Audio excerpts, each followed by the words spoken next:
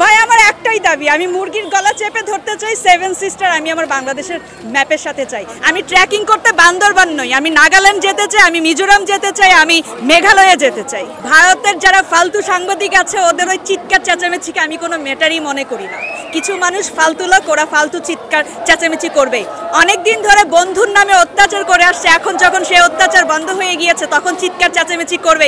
এটাকে পাগলের প্রলাপের মতো ছেড়ে দেওয়াই ভালো। বাংলাদেশে আসলে যে কারা সুশীল এটা আমরা নিজেরাও জানি না, সবাই নিজেকেই সুশীল বলে। বাট এই সময়ে আমরা যাদেরকে সুশীল বলি তাদেরকে এতটুকু বলবো, রাজনীতি করা ভালো, রাজনৈতিক মতাদর্শ থাকা ভালো, কিন্তু তাই বলে কখনোই দলকানা হওয়া উচিত না। সবার আগে দেশ, সবার আগে দেশ, তারপরে রাজনীতি।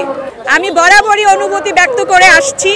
হ্যাঁ, আগে যেটা ছিল ফেসবুকে অনেক কিছু স্ট্যাটাস দেওয়ার পরে সেটাকে হয়তো বা ডিলিট করে দিতে হতো, কিংবা সরাসরি না লিখে সেটাকে ভাবার্থ প্রয়োগ করে লিখতে হতো। এখন সেটা ডিরেক্টলি লিখতে পারছি, সো মনের মধ্যে কোনো ক্ষোভ নেই। বাট আমি শুধু এটাই চাই, দেশ থেকে যত টাকা পাচার হয়েছে, যেমন অভিযান চলছে, প্রত্যেক টাকা ফেরত আসুক এবং যারা টাকা পাচার করেছে তাদেরকে ধরে এনে আইনের কাঠগড়ায় দাঁড় করানো হোক। কারণ আমাদের প্রত্যেকেরই মাথাপিছু ঋণের পরিমাণ অনেক অনেক বেশি। সুতরাং যারা টাকার পাচার করেছে তাদেরকে জনসম্মুখে শাস্তি দেওয়া হোক, যাতে করে ভবিষ্যতে কেউ দেশের টাকা, জনগণের টাকা মেরে খেতে গেলে তারা যেন হাজারবার চিন্তা করে।